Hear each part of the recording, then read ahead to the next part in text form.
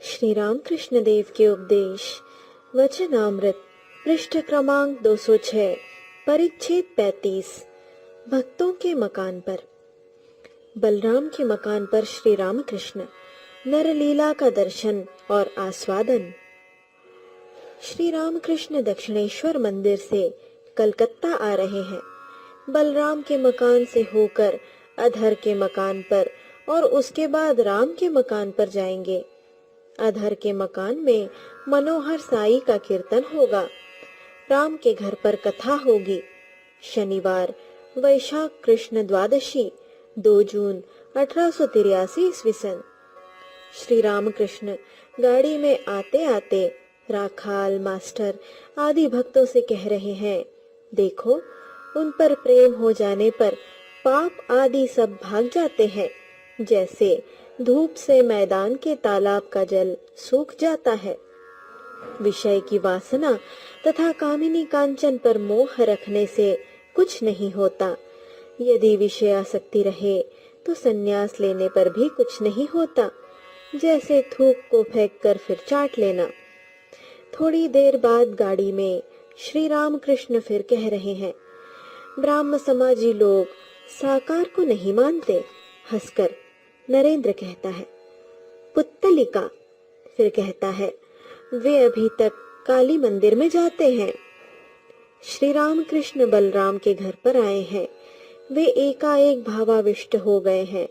संभव है, देख रहे हैं ईश्वर ही जीव तथा जगत बने हुए हैं। ईश्वर ही मनुष्य बनकर घूम रहे हैं। जगन माता से कह रहे हैं, माँ यह क्या दिखा रही हो? रुक जाओ, यह सब क्या दिखा रही हो? राखाल आदि के द्वारा क्या क्या दिखा रही हो माँ? रूप आदि सब उड़ गया। अच्छा माँ, मनुष्य तो केवल ऊपर का ढांचा ही है ना, चैतन्य तुम्हारा ही है। माँ, आजकल के ब्राह्म समाजी मीठा रस नहीं पाते। आंखें सूखी, मुंह सूखा, प्रेम भक्ति न होने से कुछ न हुआ। माँ, तुमसे कहा था एक व्यक्ति को साथी बना दो, मेरे जैसे किसी को, इसीलिए राखाल को दिया है ना। अधर के मकान पर हरि संकीर्तन में। श्री रामकृष्ण अधर के मकान पर आए हैं। मनोहर साई के कीर्तन की तैयारी हो रही है। श्री रामकृष्ण का दर्शन करने के लिए अधर के बैठक घर में अनेक भक्त तथा पड़ोसी आए हैं। सभी की इच्छा है कि श्री रामकृष्ण कुछ कहें। श्री रामकृष्ण भक्तों के प्रति। संसार और मुक्ति दोनों ही ईश्वर की इच्छा पर निर्भर है। उन्होंने ही संसार में अज्ञान बनाकर रखा है। फिर जिस समय वे अपनी इच्छा को पुकारेंगे उसी समय मुक्ति होगी। लड़का खेलने गया है, खाने के समय माँ बुला लेती है। जिस समय वे मुक्ति देंगे उस समय वे साधु संग करा देते हैं और फिर अपने को पाने के लिए व्याकुलता उत्पन्न कर देते हैं। पड़ोसी, महाराज किस प्रकार व्याकुलता होती है? श्री रामकृष्ण, नौकरी छूट जाने पर किरानी को जिस प्रकार व्याकुलता होती है, वह जिस प्रकार रोज ऑफिस में घूमता है और पूछता रहता है, साहब कोई नौकरी की जगह खाली हुई? व्याकुलता होने पर मनुष्य छटपटाता है, कैसे ईश्वर को पाऊं? और यदि मूंछों पर हाथ फेरते हुए पैर पर पैर धरकर बैठे बैठे पान चबा रहा है, कोई चिंता नहीं, तो ऐसी स्थिति में ईश्वर की प्राप्ति नहीं होती। पड़ोसी, साधु संग होने पर क्या व्याकुलता हो सकती है? श्री रामकृष्ण, हाँ हो सकती है, परंतु पाखंडियों को नहीं होती। साधु का कमंडल चारों धाम घूमकर आए, फिर भी कड़ुए का कड़ुआ ही रह जाता है। अब कीर्तन शुरू हुआ है।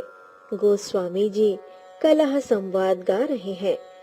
श्रीमती कह रही है, सखी प्राण जाता है, कृष्ण को ला दे। सखी, राधे कृष्ण रूपी मेघ बरसता ही था, परंतु तूने मान रूपी आंधी से उस मेघ को उड़ा दिया। तू कृष्ण के सुख में सुखी नहीं है, नहीं तो मान क्यों करती? श्रीमती, सखी, मन तो मेरा नहीं है, जिसका मान है उसी के साथ चला गया है। ललिता श्रीमती की ओर से कुछ कह रही है। सबने मिलकर प्रीत की। अब कीर्तन में गोस्वामी कह रहे हैं कि सखियां राधा कुंड के पास श्री कृष्ण की खोज करने लगी। उसके बाद यमुना तट पर श्री कृष्ण का दर्शन, साथ में श्री दाम, सुदाम, मधुमंगल, वृंदा के साथ श्री कृष्ण का वार्तालाप, श्री कृष्ण का योगी का सा भेष, जटिला संवाद, राधा का भिक्षादान, राधा का हाथ देख योगी द्वारा गणना तथा संकट की भविष्यवाणी, कात्यायनी की पूजा में जाने की तैयारी। कीर्तन समाप्त हुआ। श्री रामकृष्ण भक्तों के साथ वार्तालाप कर रहे हैं। श्री रामकृष्ण, गोपियों ने कात्यायनी की पूजा की थी। सभी उस महामाया आद्या शक्ति के अधीन हैं। अवतार आदि तक उस माया का आश्रय लेकर ही लीला करते हैं। इसीलिए वे आद्या शक्ति की पूजा करते हैं। देखो न, राम सीता के लिए कितने रोए हैं। पंचभूतों के फंदे में पड़कर ब्रह्म रोते हैं। हिरण्याक्ष का वध कर वराह अवतार कच्चे बच्चे लेकर रह रहे थे। आत्मविस्मृत होकर उन्हें स्तनपान करा रहे थे। देवताओं ने परामर्श करके शिवजी को भेज दिया। शिवजी ने त्रिशूल के आघात से वराह का शरीर विनष्ट कर दिया। तब वे स्वधाम में पधारे। शिवजी ने पूछा था, तुम आत्मविस्मृत क्यों हो गए हो? इस पर उन्होंने कहा था, मैं बहुत अच्छा हूँ। अधर के मकान से होकर अब श्री रामकृष्ण राम के मकान पर जा रहे हैं।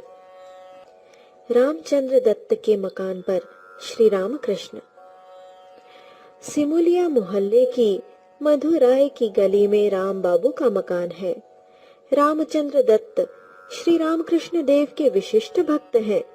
वे डॉक्टरी की शिक्षा प्राप्त कर मेडिकल कॉलेज में रसायन शास्त्र के सहकारी परीक्षक नियुक्त हुए थे और साइंस एसोसिएशन में रसायन शास्त्र के अध्यापक भी थे।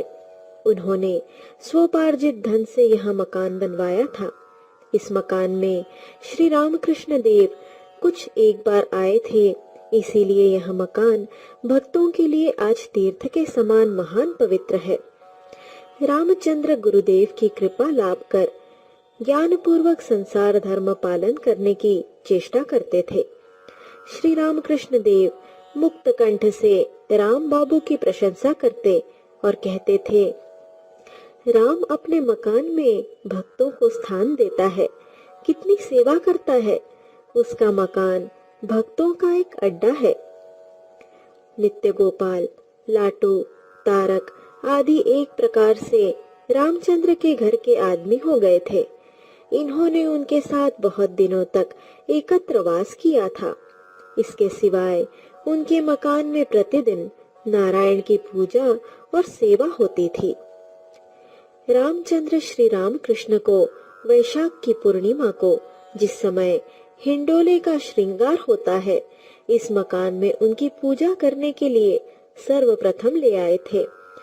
प्रायः प्रतिवर्ष आज के दिन वे उनको ले जाकर भक्तों से सम्मिलित हो महोत्सव मनाया करते थे। रामचंद्र के प्यारे शिष्य वृंद अब भी उस दिन उत्सव मनाते हैं। आज रामचंद्र के मकान में उत्सव है। श्री रामकृष्ण आएंगे। आपके लिए रामचंद्र ने श्रीमद् भागवत की कथा का प्रबंध किया है। छोटा सा आंगन है, परंतु उसी में कैसा सुंदर सजाया है। वेदी तैयार हुई है, उस पर कथक महोदय बैठे हैं। राजा हरिश्चंद्र की कथा हो रही है। इसी समय बलराम और अधर के मकान से होकर श्री रामकृष्ण यहाँ आ पहुँचे। रामचंद्र ने आगे बढ़कर उनकी चरण रज को मस्तक में धारण किया और वेदी के सम्मुख उनके लिए निर्दिष्ट आसन पर उन्हें लाकर बैठाया। चारों ओर भक्त और पास ही मास्टर बैठे हैं। राजा हरिश्चंद्र की कथा होने लगी।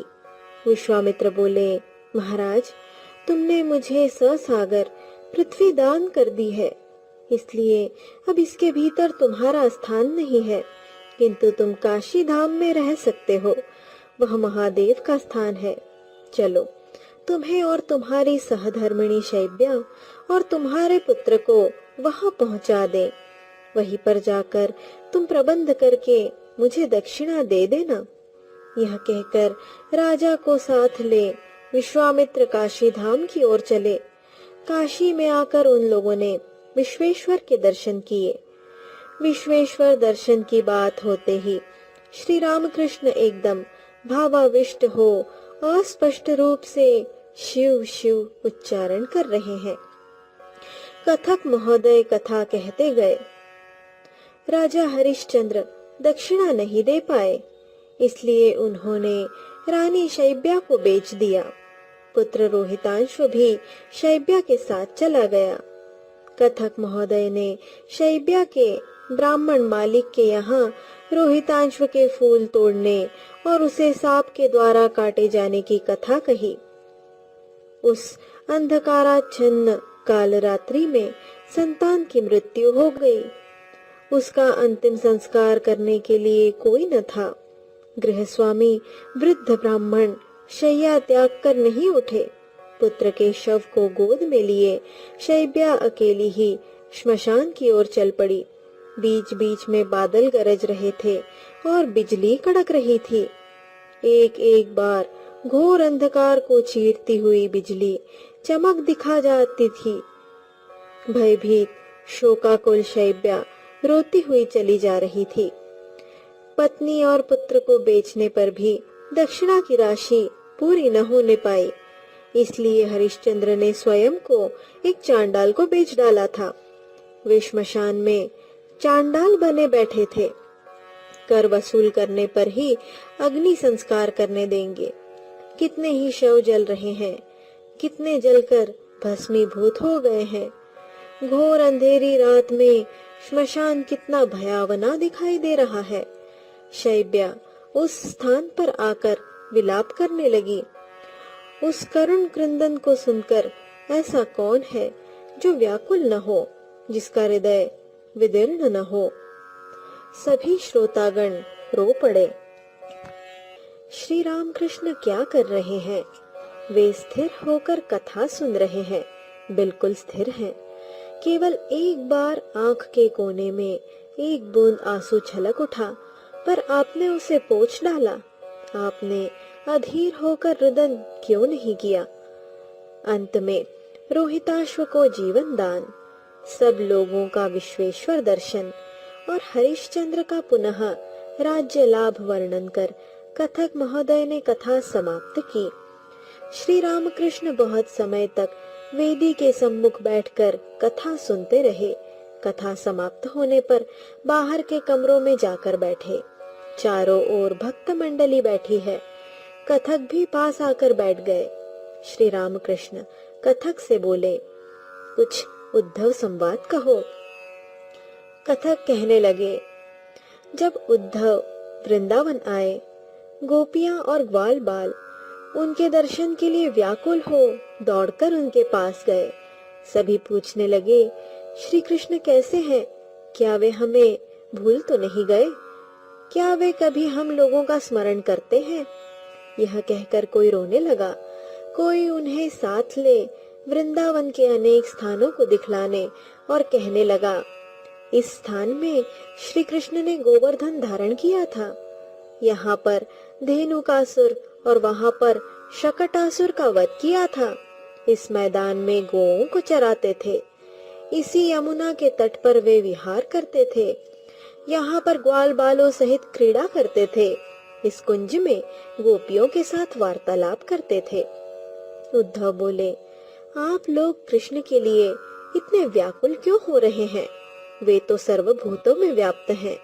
वे साक्षात नारायण हैं। उनके सिवाय और कुछ नहीं है। गोपियों ने कहा, हम यह सब नहीं समझ सकती। लिखना पढ़ना हमें नहीं मालूम। हम तो केवल अपने वृंदावन विहारी कृष्ण को जानती हैं, जो यहाँ बहुत कुछ लीला कर गए हैं। उद्धव फिर बोले, वे साक्षात नारायण हैं। उनकी चिंता करने से पुनः संसार में नहीं आना पड़ता, जीव मुक्त हो जाता है। गोपियों ने कहा, हम मुक्ति आदि ये सब बातें नहीं समझती, हम तो अपने प्राण वल्लभ कृष्ण को देखना चाहते हैं। श्री राम कृष्ण देव यह सब ध्यान से सुनते रहे और भाव में मग्न हो बोले, गोपियों का कहना सत्य है। यह कहकर वे अपने मधुर कंठ से गाने लगे। गाने का आशय यह है, मैं मुक्ति देने में कातर नहीं होता, पर शुद्धा भक्ति देने में कातर होता हूँ। जो शुद्धा भक्ति प्राप्त कर लेते हैं वे सबसे आगे हैं। वे पूज्य होकर त्रिलोक जयी हो जाते हैं। सुनो चंद्रावली, भक्ति की बात करता हूँ। मुक्ति तो मिलती है, पर भक्ति कहाँ मिलती है? भक्ति के कारण मैं पाताल में बलि राजा का द्वारपाल होकर रहता हूँ। शुद्धा भक्ति एक वृंदावन में है, जिसे गोप गोपियों के सिवाय दूसरा कोई नहीं जानता। भक्ति के कारण मैं नंद के भवन में उन्हें पिता जानकर उनके जूते सिर पर ले चलता हूँ। श्री राम कृष्ण कथक के प्रति। गोपियों की भक्ति थी प्रेमा भक्ति, अव्यभिचारिणी भक्ति, निष्ठा भक्ति। व्यभिचारिणी भक्ति किसे कहते हैं जानते हो? ज्ञान मिश्रित भक्ति। जैसे कृष्ण ही सब हुए हैं, वे ही परब्रह्म है, वे ही राम, वे ही शिव, वे ही शक्ति है। पर प्रेमा भक्ति में उस ज्ञान का संयोग नहीं है। द्वारका में आकर हनुमान ने कहा, सीता राम के दर्शन करूंगा। भगवान रुक्मिणी से बोले, तुम सीता बनकर बैठो, अन्यथा हनुमान से रक्षा नहीं है। पांडवों ने जब राजसूय यज्ञ किया, उस समय देश देश के नरेश युधिष्ठिर को सिंहासन पर बिठाकर प्रणाम करने लगे। विभीषण बोले, मैं एक नारायण को प्रणाम करूंगा और दूसरे को नहीं। यह सुनते ही भगवान स्वयं भूमिष्ठ होकर युधिष्ठिर को प्रणाम करने लगे। तब विभीषण ने राज मुकुट धारण किए हुए भी युधिष्ठिर को साष्टांग प्रणाम किया। किस प्रकार जानते हो? जैसे घर की बहू अपने देवर, सास, ससुर और स्वामी सबकी सेवा करती है, पैर धोने के लिए जल देती है, अंगोछा देती है, पीढ़ा रख देती है, परंतु दूसरी तरह का संबंध एकमात्र स्वामी ही के साथ रहता है। इस प्रेमा भक्ति में दो चीजें हैं, अहमता और ममता। यशोदा सोचती थी, गोपाल को मैं न देखूंगी तो और कौन देखेगा? मेरे देखभाल न करने पर उसे रोग व्याधि हो सकती है। यशोदा नहीं जानती थी कि कृष्ण स्वयं भगवान है। और ममता, मेरा कृष्ण, मेरा गोपाल। उद्धव बोले, माँ, तुम्हारे कृष्ण साक्षात नारायण है। वे संसार के चिंतामणि है, वे सामान्य वस्तु नहीं है। यशोदा कहने लगी, अरे तुम्हारे चिंतामणि कौन? मेरा गोपाल कैसा है मैं पूछती हूँ, चिंतामणि नहीं, मेरा गोपाल। गोपियों की निष्ठा कैसी थी? मथुरा में द्वारपाल से अनुनय विनय कर वे सभा में आई। द्वारपाल उन लोगों को कृष्ण के पास ले गया। कृष्ण को देख गोपियां मुख नीचा कर परस्पर कहने लगी, यह पगड़ी बांधे राजवेश में कौन है? इसके साथ वार्तालाप कर क्या अंत में हम द्विचारिणी बनेंगी? हमारे मोहन मोर मुकुट पीतांबरधारी प्राण वल्लभ कहाँ है? देखते हो इन लोगों की निष्ठा कैसी है। वृंदावन का भाव ही दूसरा है। सुना है द्वारका की तरफ लोग पार्थ सखा श्री कृष्ण की पूजा करते हैं, वे राधा को नहीं चाहते। भक्त कौन श्रेष्ठ है, ज्ञान मिश्रित भक्ति या प्रेमा भक्ति? श्री राम कृष्ण। ईश्वर के प्रति एकांत अनुराग हुए बिना प्रेमा भक्ति का उदय नहीं होता। और ममत्व ज्ञान अर्थात भगवान मेरे अपने हैं, यह ज्ञान। 3 मित्र जंगल में जा रहे थे। सहसा एक बाघ सामने आ खड़ा हुआ। एक आदमी बोला, भाई हम सब आज मरे। दूसरा आदमी बोला, क्यों, मरेंगे क्यों? आओ ईश्वर का स्मरण करें।